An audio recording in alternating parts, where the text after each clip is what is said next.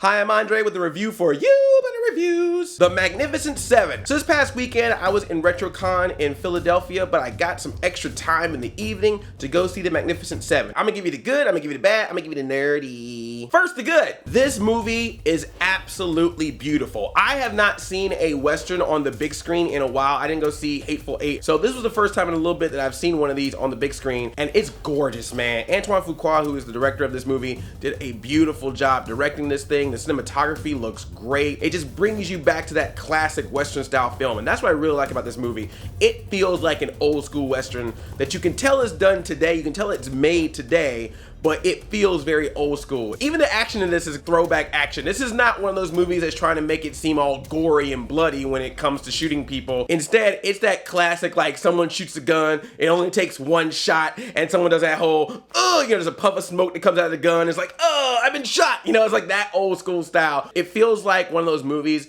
that me and my dad would watch Sunday or Saturday afternoon, after the cartoons are over, you have these Westerns come on, or when like shows like Bonanza or Gunsmoke came on TV. Like it felt like one of those types of things, but still done in a modern way, so it's kind of like a throwback to those movies. I know some people are gonna probably complain about that, feeling like it's too old school, but for me, I personally liked it. It was a different type of nostalgia that I never thought I would personally have watching something that I felt with this movie. And the score also helps. The music in this is beautiful. This is James Horner's, or some of the music in this is James Horner's last music that he's produced or he's composed before he died last year. So it's really well done. It's very, very beautiful sound, and it matches the tone, and it matches seeing all the cowboys and their horses riding. The cast in this movie is so good. I love all the performances of the cast in this. Denzel Washington, of course, you can't go wrong. Badass Denzel cowboy walking around being badass Denzel cowboy, riding on a horse being badass Denzel cowboy.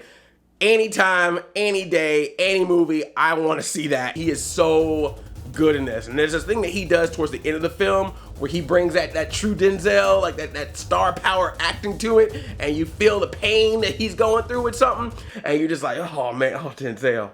Oh, Denzel. Chris Pratt, of course, is great in this, playing that lovable jerk. He's a bad boy. He's a gambler. He talks a lot of crap, always running off with the mouth. There's a lot of humor in this movie, I have to say, from these characters. They bring a lot of funny moments, and again, it's not one of these one-liner joke type moments, but just natural characteristics of them that makes them funny. The diversity in this movie is top-notch. The Magnificent Seven themselves, you got a Mexican guy, you've got an Asian guy, you've got a true Native American, played by a Native American, and they don't even make big deals about it. Everyone that's there, for whatever background they have, they explain it in the movie. They make it very clear. There's a couple of jokes here and there, stereotypical jokes. It's always a wink and nod to it, because that's what these guys are. They are guys that just like to mess with each other. They like to talk crap to each other because they're working together on this very dangerous mission. So whenever they can kind of crack jokes at each other, throw humor at each other, they do it. I just really like that. It was a great showing of how you can have a movie with a diverse cast without it having to be like a bullet point or something you had to make a big deal about. Of course, people are going to talk about it. They've already talked about it in articles. The statement is just that they're there. They're not making a big statement in the movie. The statement is just, that's who we got cast.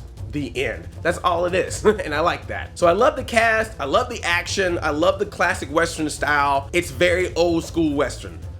Sometimes a little bit too old school Western. Now for the bad. Have you ever seen a Western? Like any of them? Like, have you seen a Western movie, Western TV show? Maybe even a parody of a Western. Maybe even a Bugs Bunny cartoon set in the West. Have you seen anything with the West, with the classic, here's a small town that's got some evil bandit or evil villain coming in, trying to take over the town, they need help, and they get a team to help them out?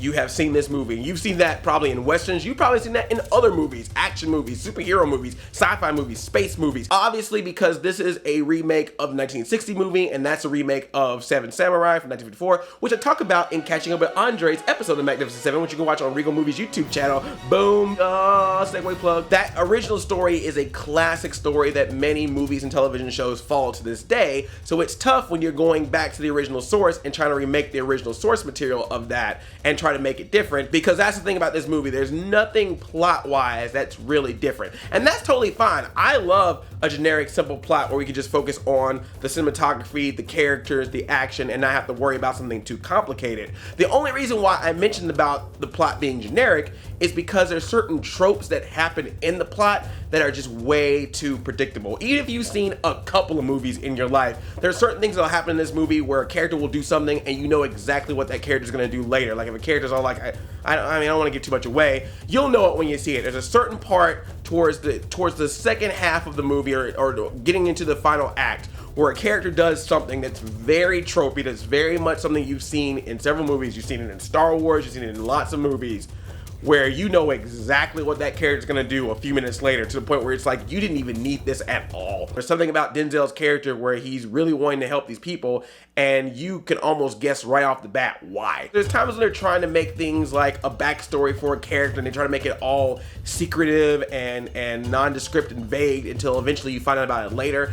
I think with some of those, you could have just found out about them pretty early on, and that could have been part of what makes that character do the things they do throughout the course of the movie. I didn't think it was something that needed to be like a revelation towards the end. Simple story, totally fine, but tropes like that, I think you could have done without, and it still would have worked. And I like these characters so much that sometimes I wish the movie would just stop for a little bit on the plot. There's a couple of scenes where you get to see them hang out together. Like there's a scene where they're all together in a saloon and they're just talking to each other. And it's fun because, again, these cast members are so great and their chemistry is so great that you can sit there and watch them. It kind of reminded me of like that scene with the Suicide Squad when they were in the bar. It's like, I love those moments when characters get to talk and interact with each other and you get to see how they relate to each other, and it's really cool. But this movie, a lot of times, does not have time for that. It's plot, plot, plot, plot, plot, plot, plot. And you get a couple little sprinkles of characters here and there, but there's times I wish they could have even expanded upon that. And now for the nerdy. You get all kinds of reunions in this movie. You got a Training Day reunion because Antoine Fuqua is the director, and you got Denzel Washington and Ethan Hawke in it. You got a Jurassic World reunion because you got Chris Pratt and Vincent D'Onofrio in this movie. Plus you just got Denzel and Chris Pratt in a movie together.